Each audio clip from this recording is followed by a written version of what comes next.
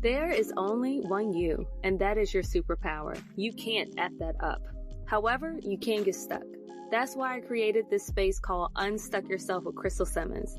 Unstuck Yourself is about figuring out what has you feeling frustrated, isolated, or depleted of energy so that you're able to unstuck yourself on your journey through life when you don't know how to move forward. Unstuck yourself in your career that no longer excites and challenges you.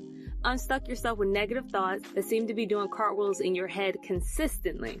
I don't have the answers. You do. You always have. I'm providing the time, space, and grace for you to reconnect to that knowing. I'm Crystal Simmons, coach, speaker, and facilitator, and I'm grateful you made it here. Let's begin to unstuck yourself. All right, everyone. I'm excited for you all to hear me speak to Dannielle today from First Gen Money. Dannielle is the founder of First Gen Money, a personal finance platform that focuses on the first generation population, those who are first to graduate from college or build wealth in the U.S. Dannielle hopes to empower and educate Latinas in their money journeys. Born and raised Jersey girl with Ecuadorian immigrant parents, Dannielle graduated from Rutgers University in 2015 with a political science and women's and gender studies degree, along with $30,000 in student loan debt. As of December 2019, Dannielle lives debt-free, having paid off $26,385 in 26 months while building her net worth. Listen in as Dannielle and I talk about money, vulnerability, our journeys, being stuck, and our money thoughts that cause us to get there, and so much more. Enjoy! Hey peeps, it's Crystal and Dannielle. But before we get started with Dannielle, I wanted to say the purpose of Unstuck Yourself with Crystal Simmons podcast is to not only highlight my own personal stuck moments and experiences, but to create space and community for others to share their stories, their voices and experiences. And then to inspire each of you that are listening that your voices, your stories, your experiences, they're just as important and should be shared as well. But today we have Dannielle. And before you dive in, Dannielle, into all the awesomeness that you're creating and building for yourself, I want you to let the peeps know about little Dannielle that paved the way for the current Dannielle that sits before me today. So go ahead and take it away. Oh boy. Little Dannielle, I haven't really had to think about her until like therapy recently. And honestly, I think she always wanted to she knew what she wanted and she was always like, yeah, I could do this. And I'm capable of this. And always raised her hand to challenge herself to things. I remember there were instances where I auditioned for things where I'm like, I know I can't sing, but I want to be part of this play and I'm going to go and audition for it. And so, yeah, little Dannielle has always been a little fearless. And so that kind of is something that I bring with me as I've grown up. How can I have a little bit of that and just remind myself that it's okay if I'm not great at something. Let me just try. Why not? Don't be the one that says no to yourself. Let somebody else say no to you. And I think little Dannielle used to do that a lot. That's good. And it reminds me that it took me a while to let out little Crystal. And I want the listeners to understand that we have been told, and I don't want to blanket statement this and say everybody's been told, but we just weren't told that as an adult, you can bring your little self along the ride, because where did that little person go? They're still in you. However, certain ideas and thoughts and beliefs may have covered that person up. And now, like you said, therapy is bringing that out, because that's what therapy is. It's going back to the past of where did those beliefs come from? And like you were saying, little Dannielle was like, oh, I'm gonna raise my hand. I don't know. I can't sing. I can't sing. You think I can't sing. All right, cool. Just making sure. Yeah. It's so powerful. It really is. And I encourage more and more people to do the same. So how have you transitioned into little Dannielle to the Dannielle that's here now? How have I transitioned? I think a lot of mistakes, a lot of things that I've learned along the way. I mean, just a little background. I am a first gen Ecuadorian American. So my parents are Ecuadorian. They came to this country when they were teenagers, and my dad came when he was in middle school. So I'm a first gen, and being a child to immigrant parents, you have to be their translator. You have to be that person that kind of helps them understand what's happening around them. Yet my parents were also very, they were like, okay, how can I invest? How can I buy real estate? Like they always kind of had those conversations around me. So I witnessed a lot of empowerment in terms of like, we want to take those challenges and we want to make sure that we're building our wealth and like being people who kind of wanted to improve their situation. But I also had that other side of like, there was a limit to the things that they knew. And I knew I had to kind of step in and support in some ways. And so I think that helped me become a person who has to figure things out on my own. And, you know, when I was applying to schools, I knew about college because my, you know, classmates were thinking about that, but I didn't realize like what I had to do to get to college. And so taking like the SATs and all that stuff really wasn't in my wheelhouse until my junior year when my peers were studying for it and had been for many years. And so I had to like navigate a lot of those spaces on my own. And I think that as a child, as a teenager into adulthood, you realize like, okay, no one's going to do it for me. I have to do it for myself. Yeah. And so that's kind of what inspired a lot of what I do, but also the person that I am, and just being like, okay, we need to find the solution, because if I don't, like, no one's going to find it for me. Yeah. So yeah, I think that's a mix of how I was brought up, but all the, you know, different challenges that come with being a daughter of immigrants. I thank you for sharing that story, because I have an older sister. And my mom and dad didn't go to a traditional college, but my mom wanted to go to school and she ended up not finishing. So her main message to us was, you got to go to school. And like you were saying, I didn't know how to go about that. My best friend, John, when we were in high school, he was saying what school he was going to. People had applied to. Some people got scholarships. I'm like, I think I'm late. I don't know I don't know what to do. My mom and dad just said, you're going to Richard Bland, which was a junior college in Petersburg, Virginia. And so I was like, that's where I'm going to school. Thankfully, I don't have any student loans. Yeah. That was a huge gift that I didn't know. At the time, I was just like, oh yeah, I wish I stayed on campus. I wish I had the chance to learn. I wish my parents would have told me. And you're right. Like sometimes we do have to figure it out on our own. And you figuring that out, going to school, did you know what you wanted to study? How did you get into first gen money? Like, was that something in the back of your mind? Yeah. So I actually started First Gen Money, I want to say 2 years after I graduated college. So when I went into school, I had a totally different vision of where my life would be now. Like I would be a lawyer right now. I'd be running for New Jersey Senate. Like I had a different vision, but when I was applying to schools, I was like, I'm going to be a lawyer. And so I bought like how to get into law school books as I was going into my freshman year. And I realized the majority of lawyers study poli-sci. So I was like, okay, that's going to be my major. I'm going to study political science and we'll figure it out. When I was in school, I added a few minors. So I studied women's studies as well. And then international studies, because I did have that interest in like the social sciences. That was something that I really liked learning about. I mean, in high school, I had enjoyed history and like I took some electives with women's studies. So I knew that was my interest, but I never thought that there was another path. I never thought like, oh, maybe I can study finance, or like, oh, maybe I can like work on Wall Street. I was always like, I want to be an immigration lawyer. And that was kind of in the direction I was headed. Then I graduated and it was kind of another rude awakening where I was like, okay, I should have been applying to jobs my fall semester of my senior year, because companies hire upcoming seniors for full-time positions so that when you graduate in May, June, you start working. Yeah. And I didn't realize that. So I'm like, okay, May 15th, my graduation date, let me start applying to jobs. And of course, it took 6, maybe 8 months for me to get a full-time job. Wow. I graduated in May. So I started my job in March, my full-time job. And that was in nothing that I wanted to do. Aww. I was working at a translations company, being a project coordinator. So basically people came to me and they were like, I want to get this translated. How much is it going to cost? And I'm like, oh my God, what am I doing? And I stayed there for a year. And I realized also around the time where I was like, I don't like what I'm doing. A colleague of mine quit because it was kind of a toxic work environment. And he's like, you don't need to do this either. And kind of suggested a book that I read. And it was Your Money or Your Life by Vicki Robinson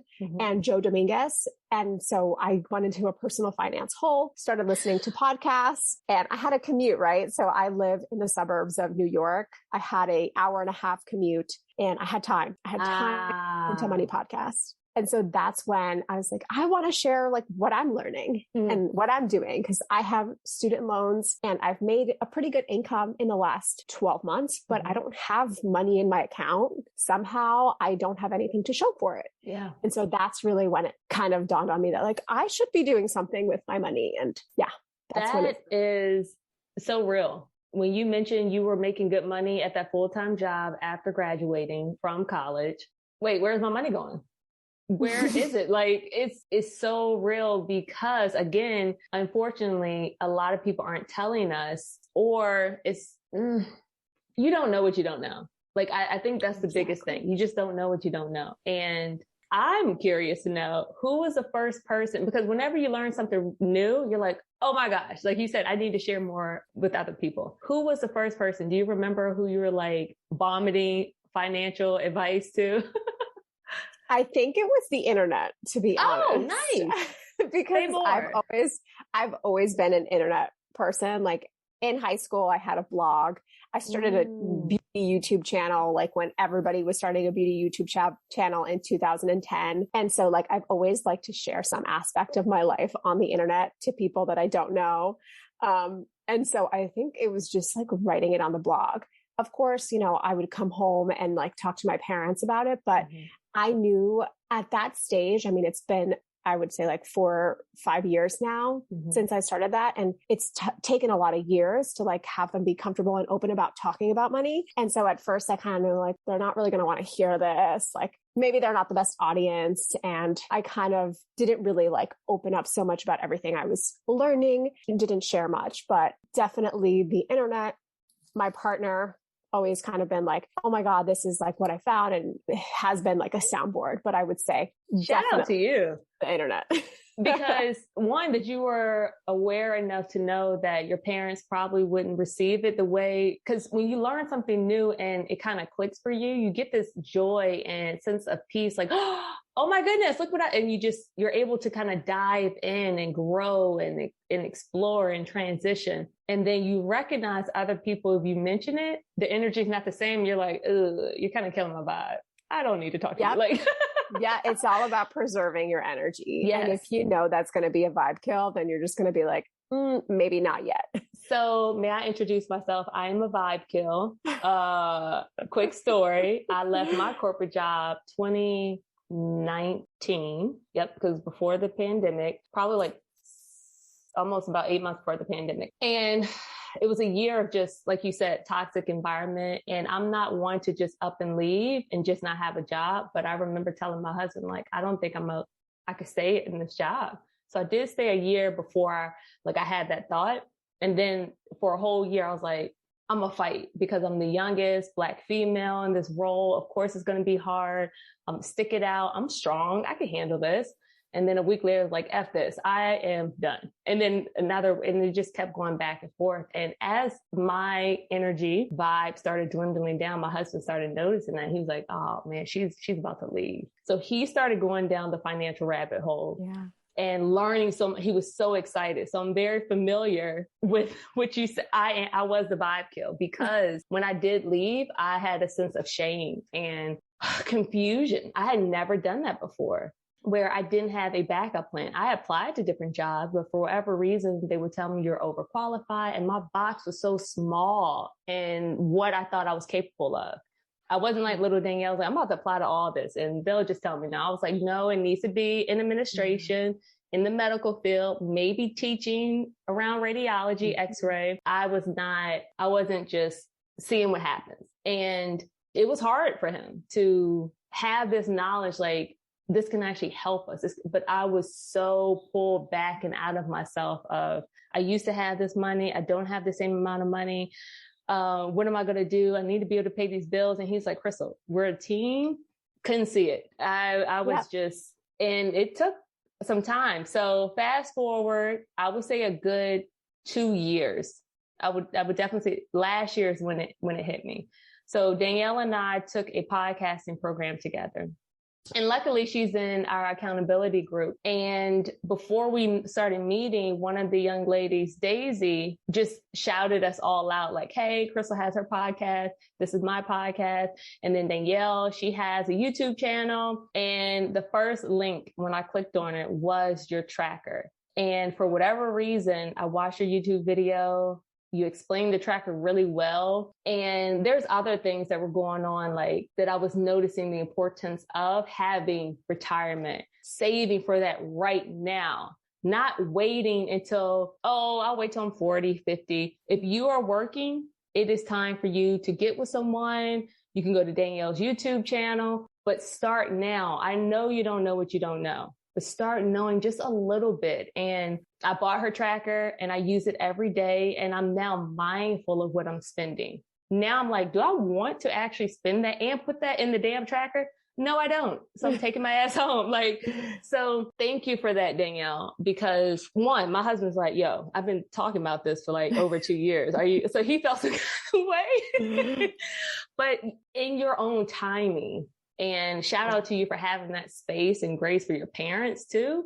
Cause I told you, I am the vibe kill. Like, it's intimidating, and you bring about such just a patience. And I just got that from the YouTube video. So thank you for that, Dannielle. What would you say is the biggest stuck moment you've had in this journey?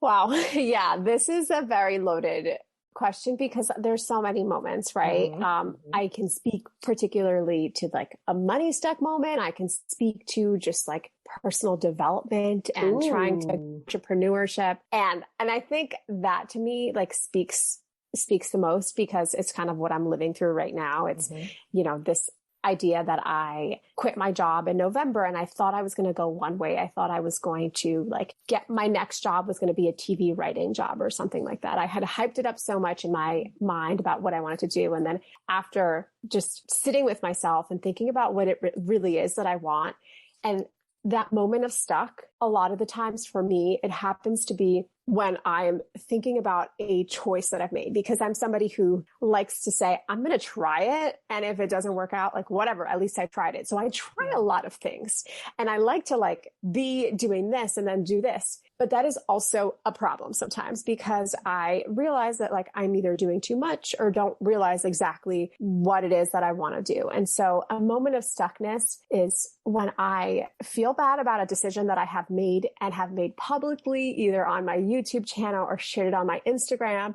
And then like I need to live up to it to everybody who's quote unquote watching, because in reality, nobody's really watching. Yes.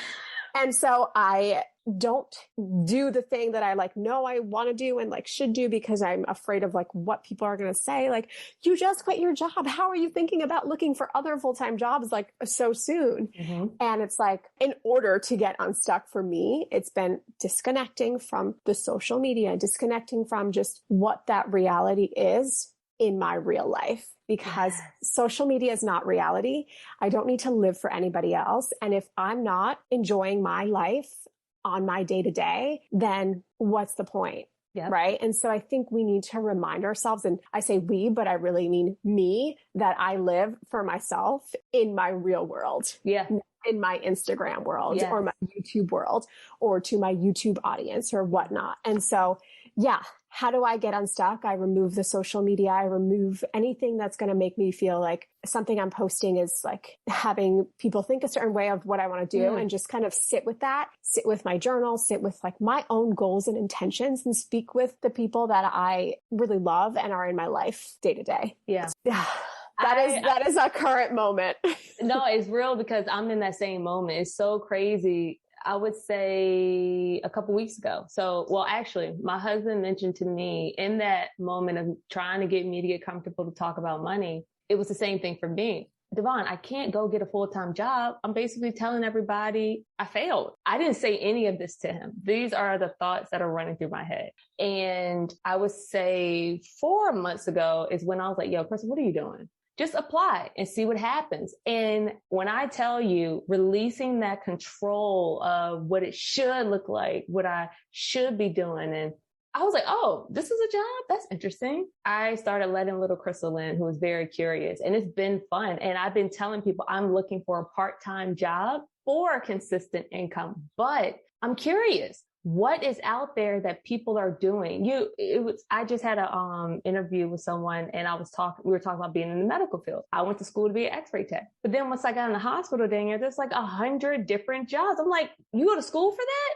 To hand the surgeon, like, I didn't know. So it sounds like how you get yourself unstuck is recognizing what the goal is, no matter what you're doing. And the goal is to protect and make sure you're taking care of little Dannielle and adult Dannielle at the same damn time. But you're curious too. So you're going to say, oh, I'm about to try this. Oh, that is trash. I don't want to do that. I'm not doing that anymore. So you're giving yourself permission to say, no, I changed my mind. And I thank you for saying that, because I'm getting comfortable to do that. Just, yes, I want to do this now. I don't like this. No, I'm not doing that anymore. Oh, I thought you were doing this. No, actually, I changed my mind because of X, Y, Z, and not holding on to that shame, because people aren't paying attention. Exactly. Yeah. If anything, they want connection. If they're bringing something up that you say you were going to do, they just want to have a conversation with you. They're not going to their house and writing down a journal like, Dannielle did not do this. And even if they She's did, a fraud. right? Even if you were a fraud, so what? Like, who writes that down? And, no one's doing that. I really appreciate you being vulnerable and sharing that, because that is the moment. I'm in this current moment myself, and I would bet many of the listeners are as well. So thank you for sharing that. You mentioned that you take time and you journal. Do you have certain things that you journal? Yeah, I've started recently to have some gratitude list. Mm-hmm. It's been hard for me to in the past be consistent about every night before bed, right? So I don't do I don't have a strict set of time that I do my gratitude list. But what I do have a strict set of time for is a 5-minute journal. Mm-hmm. So 5 minutes every day, just write whatever thoughts are on your mind. And so whatever it is that I'm thinking, and usually I do it in the morning, whatever it is that kept me up last night or whatever, I'm going to journal about it. And so I don't have any specific questions that I ask myself, but it's more so around what is the ideal life that I want to lead in 5 years, in 10 years? What do I want that to look like? Yeah. And what I'm doing today isn't that, but it's going to be steps to get there. And so really just sitting with myself and talking about the things that I enjoyed, the things that I didn't enjoy, and being able to get more clarity on what it is that doesn't make me happy, doesn't light me up. Yeah. And I kudos to you, because I recently started journaling too. And you mentioned that you don't have a strict requirement of what you're writing out, but you have prioritized making that something that you enjoy. It's beneficial, because I don't want to say that you must do. It's not something you just added to your to-do box that you need to check off. And I want people to understand that hopefully every day you shower, every day you eat. So when we go into these mindsets of, I'm not making myself do this, and I'm not going to force myself to, there is no force. But if you're not aware of the benefits of it, then it makes sense that you wouldn't do it. I journal because it centers me to go to bed easier, and I'm not having those thoughts just running around in my head, because I know what it feels like when I don't. I journal in the morning because I know I could easily jump out of bed and just I got to do that. And nope, because I know what it feels when I don't. And I learned by not doing it off and on, off and on, off and on. And when the year came around, because you did a podcast episode for the 2021 reflections and then setting 2022 goals. And you were mentioning that. And I did that. This was the second time I'd done that. And I just keep asking myself, what would the Crystal who is speaking at massive events, who is coaching some dope ass client, and who is building a business, what would she be doing? She would have a regimen that keeps her brain and her thoughts and her energy at the highest level. And that includes silence, praying if needed, and humbling myself, asking for help. And that is where the magic comes in. Dannielle and I aren't saying you need to just do it. No. There's a gift in doing the do, but you got to do it, consistently. And consistently, it could be every week for now, and then 2 days per week. Now I'm going to ask, what are your moments of stuckness with money? my moments of stuckness with money. I feel like a lot of my moments with stuckness is mindset. Still something that I'm like, I think I always have to like work through, but it's getting myself out of this belief that that can't be for me because of a certain price point, or, you know, because I'm just realistically, I'm not there yet. So like I have had to stop myself from thinking and being like, oh, that's not possible for me, to be like, it could be possible for me, like that. So I think my biggest stuck moments are always with like is this a limiting belief that I'm continuing to spread about myself? Or is this, you know, like what's going on here, and how do we fix this so that I can bring abundance into my life? Because, you know, a lot of people don't realize, but money is tied to emotions. Like we all know that, right? Like we emotion shop, and we like everything that we do, like how we feel about certain things could be tied to some memory that we had. And so it might be just harder for us to deal with some specific money topic. And so when I think about my limiting beliefs, when I think about those, you know, like, why can't I work at a large corporation and get a X amount of income? Why isn't that possible for me? And so really trying to like work through why I think that way, but also how to flip it. Like as soon as I'm like, ooh, go back. Let's see how to change this. And so, I set myself some goals for 2022. I was like, I'm going to make 200K. It's going to happen. Yes. And you know what? One of my goals for 2021 was make 100K. I didn't hit that, but you know what? It's okay. But those goals is what keeps me going to like what I want, right? Reaching for things that I think maybe might be outside of like what I can do, but it's like, no, reach for it. Yes. Again, you don't even know the vulnerability, the honesty, like that I'm feeding off of, because my number for the year is 100K, which I haven't said before out loud. And money is energy, and we do use it against us sometimes. Like we're cutting off that source of just connection and energy of, all right, so I like to shop. And I'm not a fancy shopper. Like I don't need name brands and stuff. And that is something that I was pretty much brought up with, that my mom didn't go after labels. So if there were anything that I need, I was like, I could find something like that that's cheaper. I don't have to have that. But when you start taking care of yourself by purchasing quality things, it's not about, I don't need to be that person who is chasing after labels. You could be that person. Why am I putting myself in a position where I'm against it though? And why do we think that it's a bad thing to want a label? Exactly. And when I started wearing clothes that actually felt good and fit, because I have a smaller waist, I'm taller and my thighs are bigger. So when I have a pair of pants that fit well, again, money is energy. So in exchange of me purchasing this item, putting these pants on and being able to not worry about if my ass is hanging out, to not worry about, is my shirt going to like, it's taking away your energy and your focus. It's not just a pair of pants. It's an exchange of what it's going to allow you to do while you're wearing them. It's the same for food. It's the same for a car, a house. I don't want a big fancy house because one, I don't want to clean it, if I'm honest. But I want quality things. So I think once we start basically doing what you said of thinking about how have we absorbed these limiting beliefs where people have told us certain things and just kind of mirrored that. And there is no bad. There is no good. It just is. So what is money to you? What is money to you? And that's what I want the listeners to kind of sit with and think about. And money is such a touchy subject. Like I have so many thoughts running through my head that I know I'm going to end up continuing this conversation solo about money and my journey. But before we wrap, what do you want to leave the peeps with? I think just remember that, like how you mentioned earlier, Crystal, like you don't know what you don't know, but what you do know is you can take steps to knowing what you want to know. Yes. And so there's like a whole, I don't know, but like I can try to know, that I think that is powerful. And I think everybody should feel confident in their skills to try to understand something that they might not have thought that they could understand, because you can figure it out. Like you can figure it out. I wouldn't say you need to start with a financial advisor to get started with money. Start with understanding your emotions around money. Ooh, yeah. Like everybody knows that, like how they feel, right? So write down how you feel.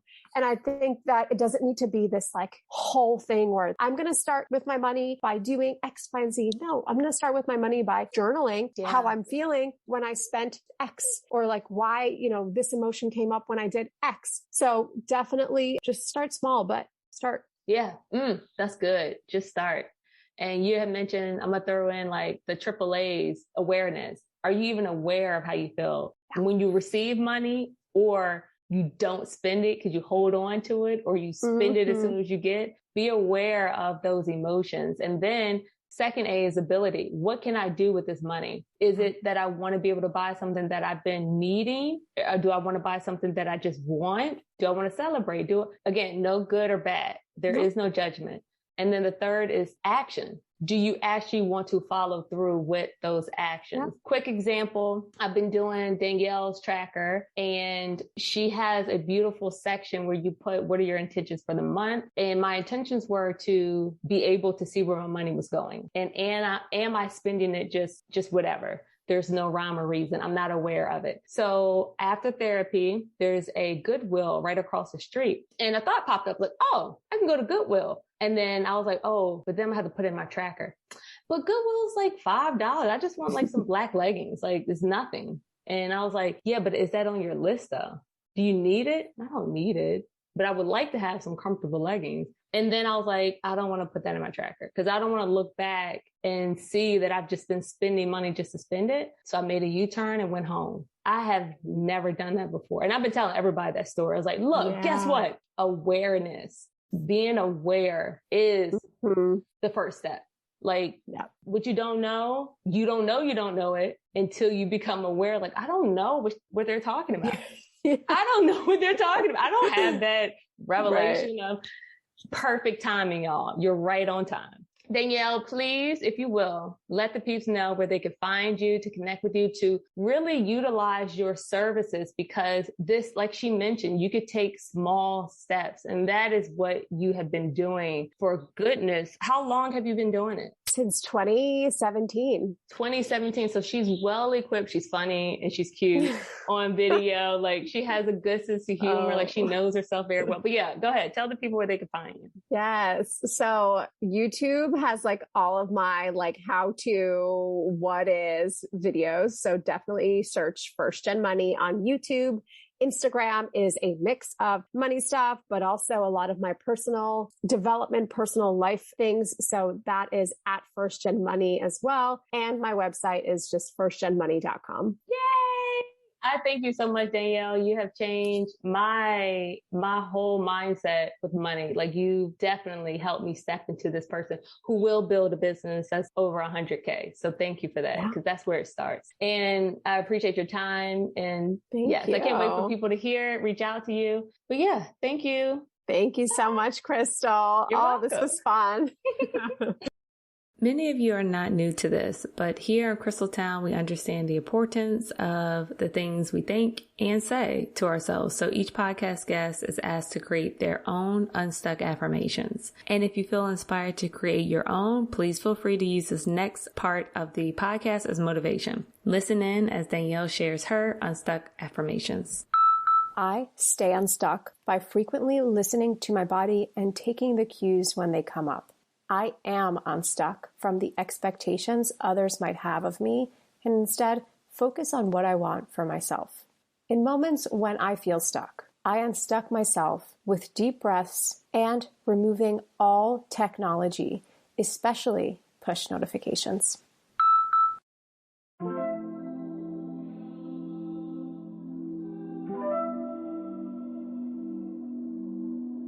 I so enjoyed this chat with Dannielle, and I truly hope you all will consider learning a little bit more about her and what she has created to help others unstuck their money thoughts. Feel free to follow her on Instagram at First Gen Money. That's FirstGenmoney. And if you're a visual learner like me, visit Dannielle's YouTube page. That's First Gen Money as well. And you can check out her podcast titled Amigas Get Money, where she's highlighting inspirational stories of Latinas who are living their passions unapologetically. Again, show her some love and feel free to share her resources with your peeps that you love that are or may be stuck in their money thoughts as well. Here are the unstuck questions and gems that were dropped. Number 1, it's okay to not be great at something. Just try it anyways, because you don't want to be the one to say no to yourself. Let somebody else do it. Number 2, realizing in adulthood that no one is going to do this for me. I have to do this for myself. Number 3, you don't know what you don't know, but start now by learning and knowing just a little bit at a time. Number 4, taking a break from social media is an option. Live for yourself in your real world and not for the assumed opinions of others. Number 5, there's a gift in doing the do. Number 6, get out of the belief that something can't be for you, especially when it comes to money. Number 7, money is tied to emotions and some past memories we have. Uncover that shit. Number 8, you don't know what you don't know, but what you do know is that you can take steps towards what you want to know. Number 9, like Dannielle said, just start small, but start. Don't forget to subscribe, like, share, rate, leave a review, peeps, of this podcast. It helps to boost and highlight all the work we're putting into this together. We're raising the energies of others. We're building a safe space to grow and honor our voices and stories. Let other people know they can join Crystaltown. There's plenty of room. I am sending you love and light through this mic as you write your unstuck questions and gems to turn your actions into wins. Until then, stay unstuck, peeps. Bye. Ba-dum-bum.